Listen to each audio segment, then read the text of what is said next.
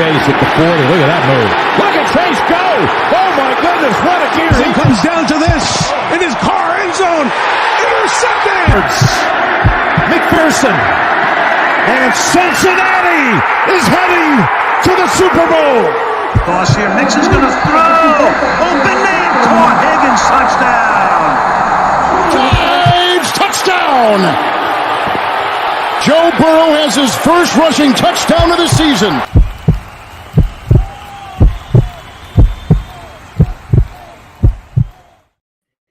Hooday, Bengal fans. He is Maan.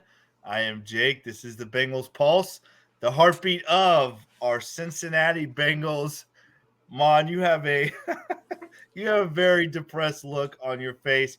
We're going to talk about day one of the tampering period. Free agency has begun. We see 2 Bengals leave, but we see 2 coming back, and one of them is a big one. But we have a lot to talk about, Maan. Thought maybe we would see a little bit more. We're filming this right now on Monday night. So, Maan, you got your Twitter going. I got my Twitter up. If we get any news going on, let's make sure we break it right here on the Bengals Pulse. How's your week been? It's good. Just trying to get over these injuries. Had rehab today, had a couple doctor's appointments. And in between, I'm on my phone trying to get updates on the first day of free agency. And I'm a little bummed out. You're right. You hit it right on the head. I'm a little depressed about some moves. May sound dramatic, but I'm devastated about Von Bell. I really am. I can't believe he's not a Cincinnati Bengal. And I'm pissed about it. And, let's talk. Let's talk. I need some help. Help me, fans. Let's talk. All right, so let's talk about the good news first, right? Michael Thomas comes back on a 1-year deal. He was our special teams captain this past season, and to me, a very sneaky, important signing, right? We've seen the first 3 guys sign in Bocce, and obviously in Mike Thomas and in Jalen Davis, all 3 contributors on special teams, and Mike Thomas obviously being a captain in the locker room and being the captain of the special teams unit. Mike Thomas, a big bring back, especially he plays safety too, and we might need him. We might need him there as well. And then obviously the big news of the day, Jermaine Pratt. Something I don't think anybody saw coming. We had talked about on the show. He was on my list as top priority, right up there with Von Bell. And I'm ecstatic that number 57 is coming back. 3-year deal, $21 million. A great deal for Jermaine and a great deal for the Cincinnati Bengals. So before we get into, Maan, the bad news, talk about the good news. Are you excited about Mike Thomas and Jermaine Pratt coming back? Absolutely. Mike Thomas was a special teams captain, key contributor on special teams. Special teams is just as important as offense and defense. I mean, everybody knows that, but, they're not on the field as much and people sort of brush it off. It's good to have him. Jermaine Pratt was a pleasant surprise. We've praised him the last few weeks, but I was on the record of saying the chances of him coming back were really slim.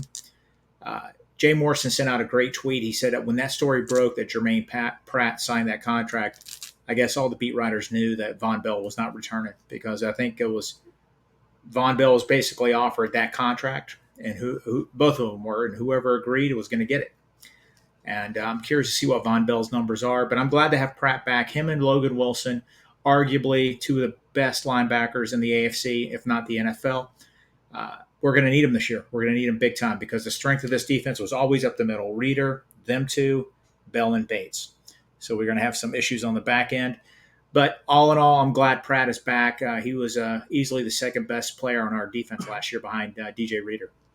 Well, I was about to say, I mean, he was. And as important as Bell and Bates are, I've said it from the get-go. If we lose Pratt, we have a big hole at linebacker. And I know right now we have a hole at safety, but I'm telling you the importance of that position. And I know the Bengals play a lot of two backer and a lot of nickel, but Jermaine Pratt, having him back, the signal caller of the defense, is just huge. I mean, it is a big deal, Mon. And he was both you and I both had DJ Reader as our MVP this year, but Pratt was right there for both of us.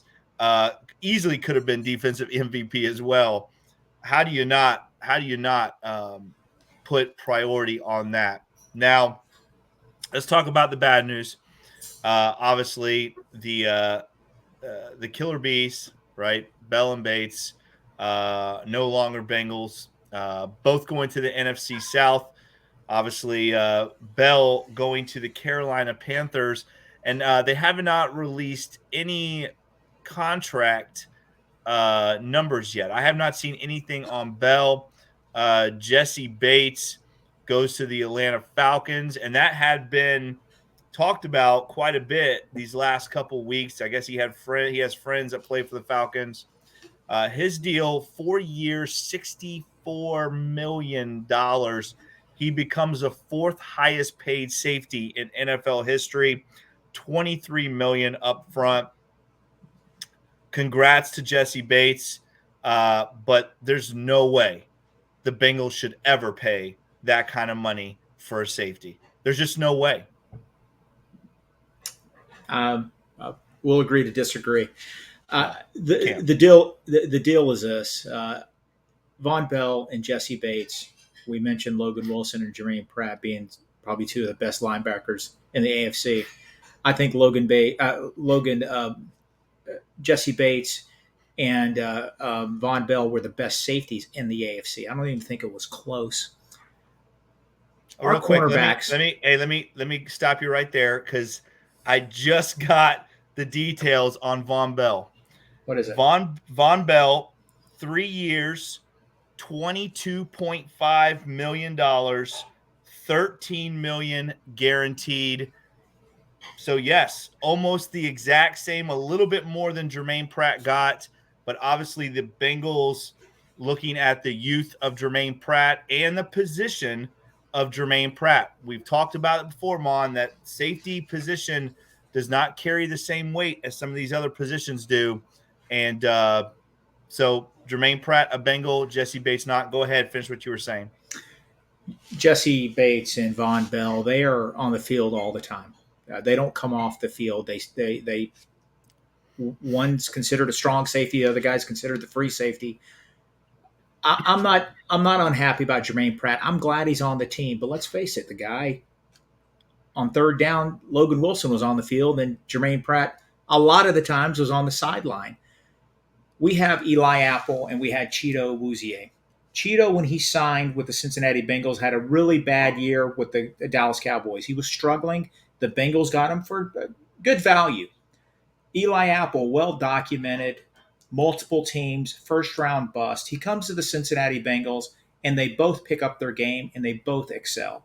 Cheeto had some good years in Dallas, but his last year there, he really struggled. What was a key element there? The glue to that secondary was Jesse Bates and Von Bell. 3 years together in that complex system that Lou Anarumo has. There is going to be a drop-off there. Dax Hill, first-round talent, drafted to replace Jesse Bates. High expectations for him. He's going to have some lumps. The Bengals will sign a veteran safety. No doubt about it. No doubt about it. But to expect him to come in and pick up where those other guys left off, it's not going to happen. It's not going to happen. This defense is going to feel the effects of it. I'm not doom and gloom. I just want to be real. Some people on social media are trying to downplay the Von Bell thing. Jake, you said it perfectly when you started. That was one of the priorities you had, was to re-sign him. That was mine also. It was huge. And to lose Von Bell, we knew Jesse Bates, foregone conclusion, he wasn't going to sign. Those numbers were were large. The Bengals offered him $16 million up front. Ended up getting 23, 36 over 2 years. I really think last year, if the Bengals would have went to 20, he probably would have signed. But, we can't go back in time. There's no time machine here. We knew Jesse Bates wasn't going to be here. But we thought Von Bell would be here. He would continue. He would coach up Dax Hill. He knows Lou Anarumo's system. He's almost a defensive coordinator on the field. So losing him is going to hurt. But you know what? There's day 2 of free agency coming up, and hopefully we get a safety in there that reputable and can come in and contribute. Well, I think the Von Bell thing. Let me say this: the Bengals they're not big on giving guys in their 30s a ton of money. And Von Bell going into this year was going to be 30 years old. Now, listen, I agree with you. For me, Von Bell was a priority because of his leadership, because of what he brings to the locker room, because of all those other intangibles. Production-wise, Jermaine Pratt is the most productive player on our defense. Whether or not he's in on third down or not, Maan, the numbers don't lie. He is the most productive player on defense. So, again, for me as a coach, those are the things I look at. Who gives me the most production? If I'm looking at value and I'm looking at this guy and this guy have the same type of numbers, I'm going to go with production. And I think that's what the Bengals did. I'll be honest, I don't think the Bengals offered both of them. I know people are saying they offered it both and whoever picked it first. I don't think they did. I think Jermaine Pratt was a priority. I do. I don't think so. I do. We'll agree to disagree, because let me tell you, if you listen to Lou Anarumo, if you listen to him at the combine speak about Jermaine Pratt, you could tell Jermaine Pratt was Lou Anarumo's number one priority. He was their number one priority, and Lou got his guy. I'm sure he wanted Von Bell too. I'm not saying that. I'm saying that for Lou Anarumo, just like any coach, you look at production, and Jermaine Pratt is the most productive player on defense. I don't know what else to say to make you think otherwise. And again, like I said, I think the Von Bell thing. How is he the most productive player on defense? I mean, don't just look at the numbers.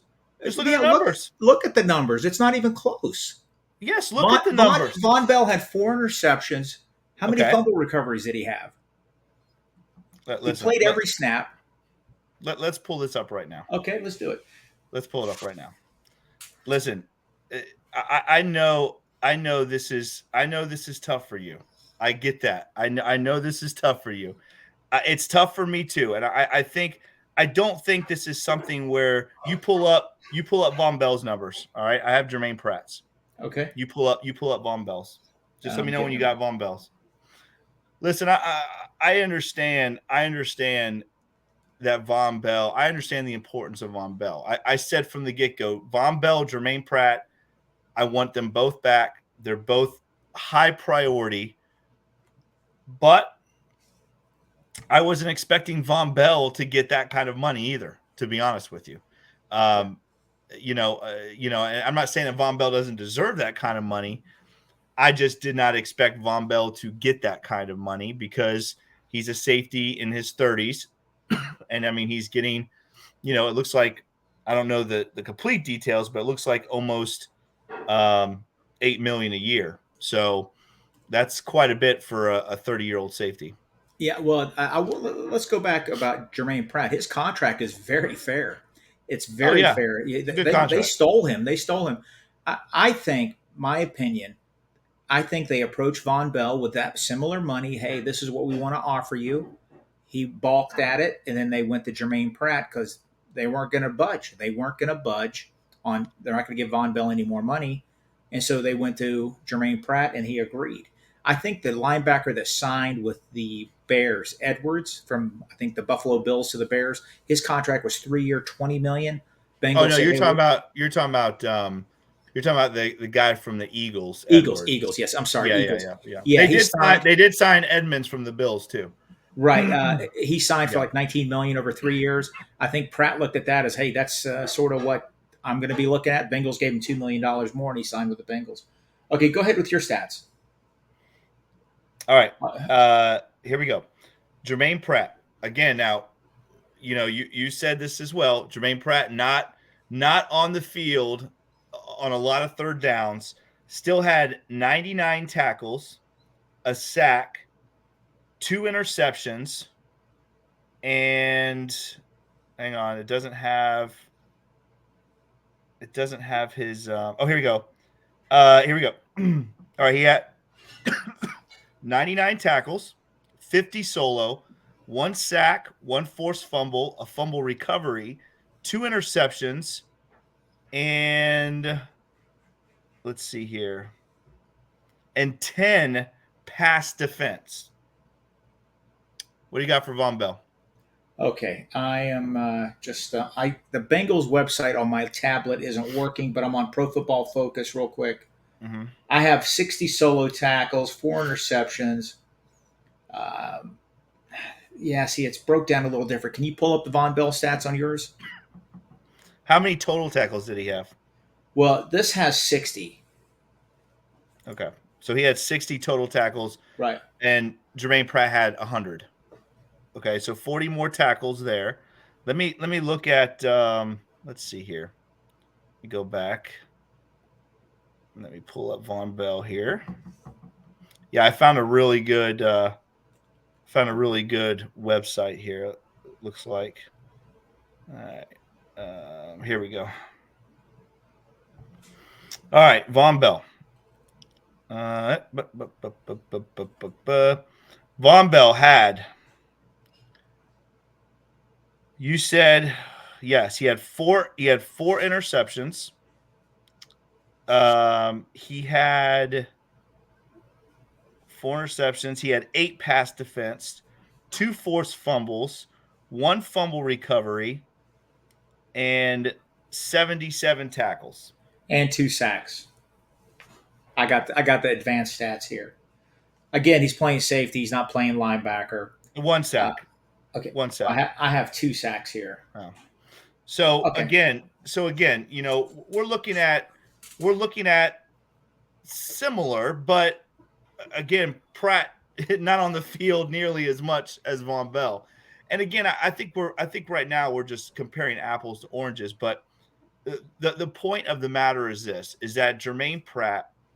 I know the importance of Von Bell and what he brings to Lou's defense, and he's on the back end of it. He is the quarterback. But as far as the whole defense goes, Jermaine Pratt is the quarterback of that entire defense. And I think, again, just listen to Lou talk. Go back and listen to what Lou says at the Combine. Lou Anarumo, Jermaine Pratt was top priority for Lou Anarumo. Jake, if you do listen to Paul Dehner and Jay Morrison's podcast, they interviewed Lou Anarumo at the Combine, and he basically said, "I don't even want to consider having a defense without Von Bell." They put the transcripts out on Twitter. He said Von Bell and Jesse Bates. He said Von Bell and Jesse Bates. Because I don't want to even consider having a defense without them. Yeah. Listen, I think we're talking in circles. I think we agree more than we disagree. I'm right. You're wrong. Pratt. Listen, I'm getting Von Pratt. I'm getting them all mixed up. Jermaine Pratt. I'm glad he's back. It makes the Bengals a better team when he's back. But I'm just going to say this. It's not a hot take. I had a debate. I sent a text out to somebody or a tweet comparing the 2 teams in the AFC Championship game.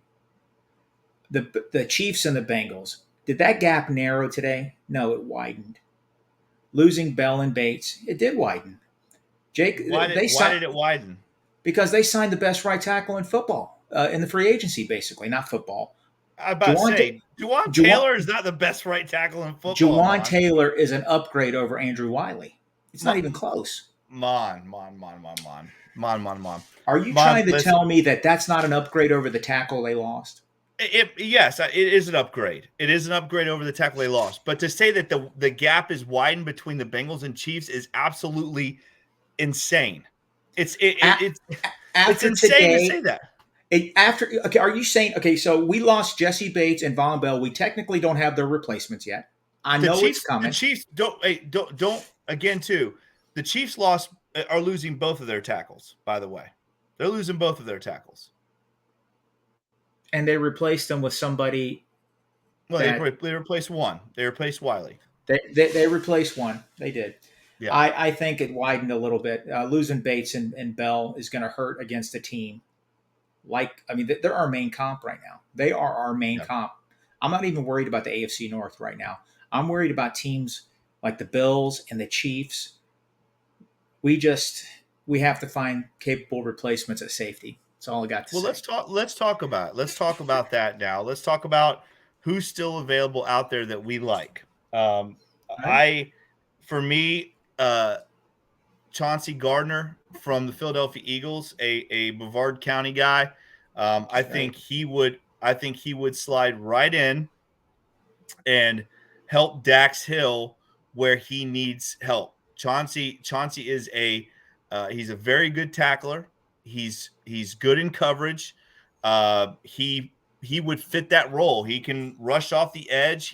He would fit that role that Von Bell leaves. And he's younger than Von Bell. I think he's like 25 years old, something like that. So for me, Chauncey Gardner, I think, is a guy that the Bengals need to at least look at. And you still have Jordan Poyer out there. And I know Jordan Poyer he's also in his early, I think 30, 31 years old, something like that. He's 32. He's 32. I think he will be when the season kicks off. Because right now I think he's like 31. But anyway, Jordan Poyer is a guy who he could be a stopgap guy to bring in for a year or two on a good deal that could kind of bridge that gap. But I think as far as the backing goes, I like those two guys a lot. I think either one of those guys would be a good fit, even if it's on a 1-year deal. I think it's still a good fit to have that stopgap in between. And offensive line, let's talk about that because the right tackle Real quick, position. There's a couple safeties that I'm keeping my eye on because of past relationships. There's Tyler Rapp. Tyler Rapp played for the Rams, obviously. Zach Taylor knows him from his days with the Rams. So he's a person that they could consider. I don't think they're going to break the bank on a veteran safety, but there's Julian Love also. Jimmy Ward, who used to play for the Chiefs, and I think he was a 49er last year. Or maybe he's still a Chief. I think he's still I think he's still a Chief, right? He is. Okay, Jimmy Ward's available. Yeah. That's somebody that they could consider. John Johnson, who was released by the Cleveland Browns. I think he's talking to the Chargers right now. That's somebody that knows the AFC North. He's familiar. He's played in that division for years. That's somebody I personally would like to see in Bengal stripes that could help, calm down some of the tensions and maybe solidify that spot and help out Dax Hill. So those are some names. Also, there's Terrell Edmonds also, who played for the Steelers. I don't know. I don't think he's been pretty much a bust for them. But there are a handful of names out there. So I do expect them to sign at least one, maybe two of them. Well, what do you think about tackle? Because obviously I think we all thought that right away we would see one of those right tackles going off the board to the Cincinnati Bengals. We did not. But there are still some guys out there. The McGarry guy that you like from the Atlanta Falcons is still available. Orlando Brown, the other Kansas City Chief tackle that they lost, he is also still available. Any other names at right tackle, Maan, that you're going to be taking a look at? Yeah, you did mention it. I do like Caleb McGarry. If you go on Twitter and Twitter Spaces, people are 50-50 on him. Some people don't think he's a fit. He's a younger guy. He's a great run blocker. He really excelled. He really took off last year as a pass protector. A person to think of is a San Diego Charger third-round pick, Trey Pipkins. He's really disappointed, but I guess he's shown some real good flashes, and he has had spurts of solid games, really good size. I could see the Bengals maybe trying to sign him for a 2-year contract, bring him in and see what they got out of him. There's George Fant that used to be a Seahawk that plays for the Jets. I don't know if he was with the Jets when Frank Pollock was there, but he's a little older. I think he's 32, but he's very athletic. If they're looking at stopgap Band-Aids to draft and develop somebody, those are some names. Also, there's Taylor Lewan, obviously. injury prone at one time, one of the best tackles in football. He's more of a left tackle instead of a right tackle. That's somebody they could consider. Also, I don't know if I mentioned this earlier, Isaiah Wynn, high draft pick of the Patriots. He's available. He's had significant injuries every year of his career, but I think he did play 10 games last year before he went on IR. That's somebody they might want to bring in on a one-year contract. The one player I wanted them to look at that obviously he signed with the Titans was Andre Dillard. He was a high draft pick. He hasn't. I think he played for the Super Bowl runner-up, the Eagles. Very athletic. They gave him a 3-year, $29 million contract. I was hoping the Bengals would maybe consider that, but maybe that was out of their price range. Jake, I went on a rant last week about offensive tackle. I really think that could be an Achilles heel for this team. I just it drives me nuts when I see Patrick Mahomes, who everybody loves, and multiple two-time Super Bowl champion. He's got 2 All-Pros they drafted 2 years ago on the team, and Creed Humphreys and Smith from Tennessee. They signed Tooney, whatever his name is, the guy from Cincinnati, and now they signed the kid from Jacksonville. They do have an opening at the other tackle spot. Are they going to, they could draft somebody high this year? Rumors on the internet, I don't know how true this is, they're trying to make a deal for Laramie Tunsil. When you have a Cadillac, when you have somebody like Pat Mahomes, they're going all in, spending all kinds of crazy money to protect their investment. He's that special. I want the same thing for my guy because I think he's just as good, if not better.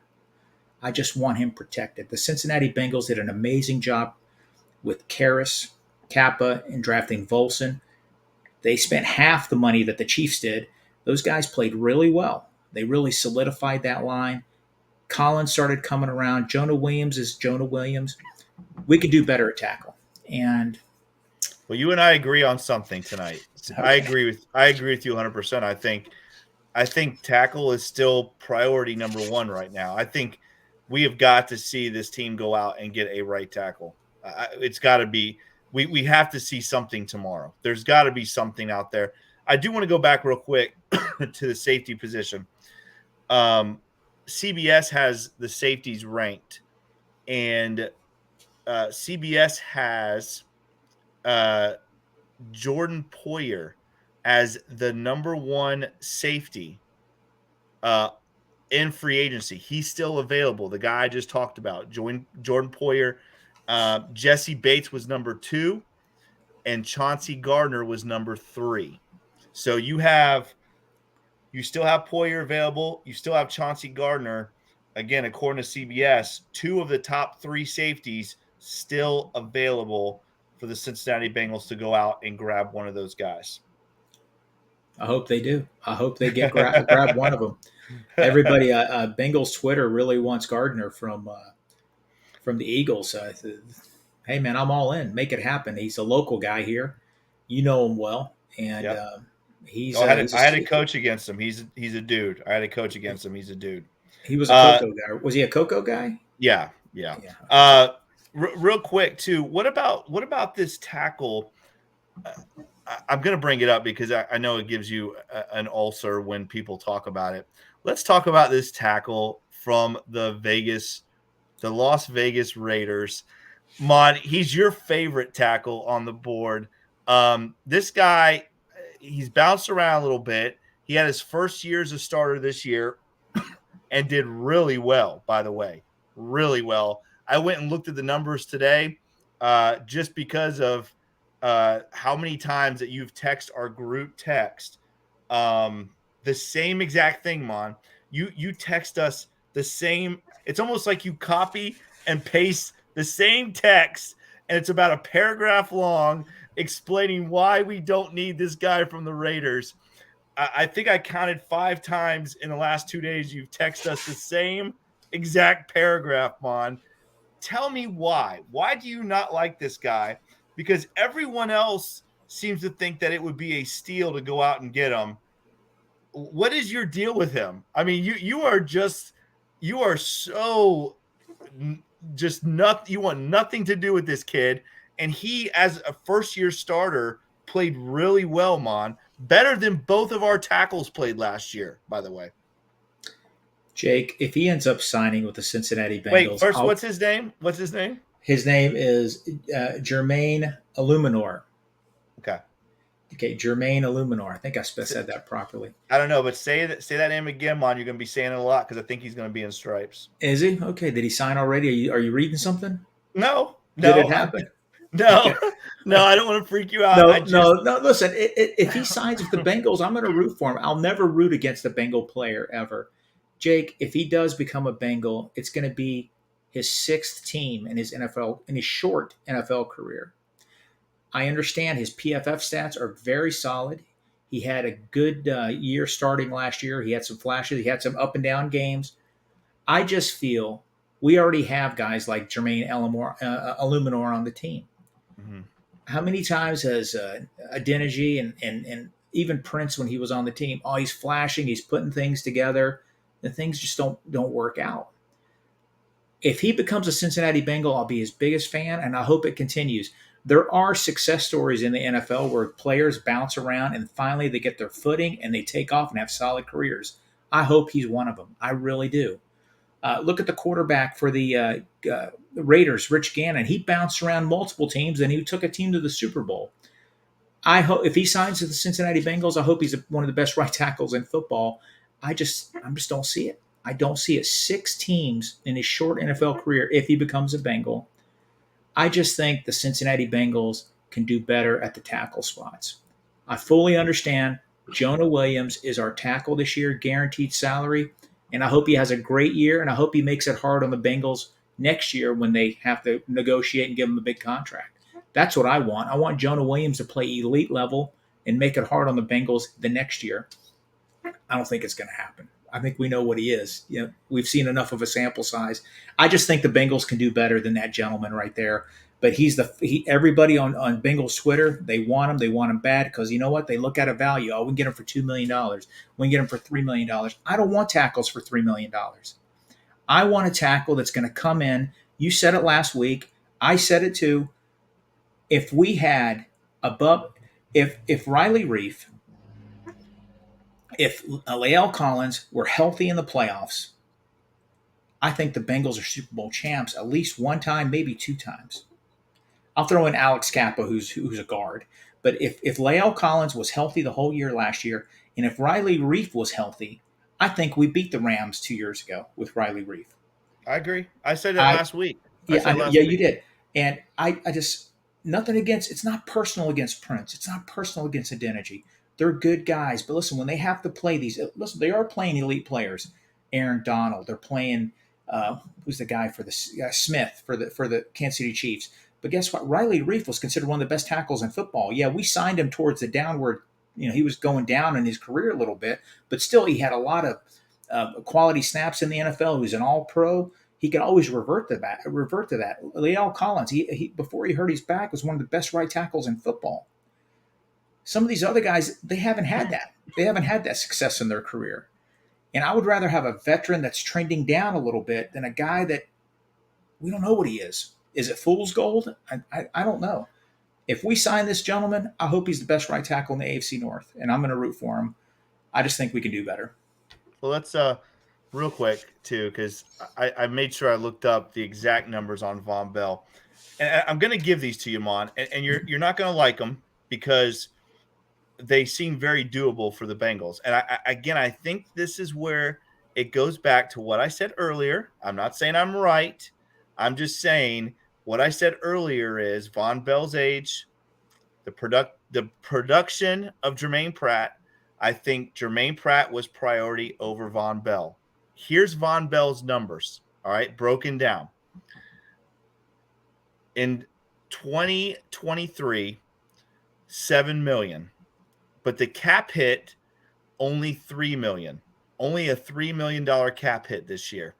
$7 million in 23, $9 million in 24, $6.5 million in 25. Those are very doable numbers.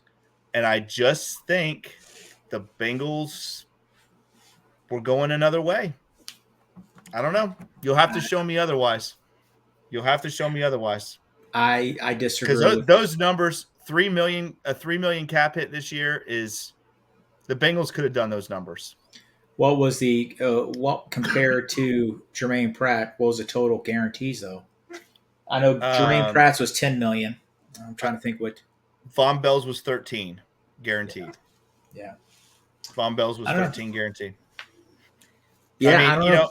Again, like I said, I don't want to get back on that, but I do think that I think as much as a priority as we feel that Von Bell is as fans, I mean, we gotta at some point we have to trust in Duke, right? We have to trust in Duke.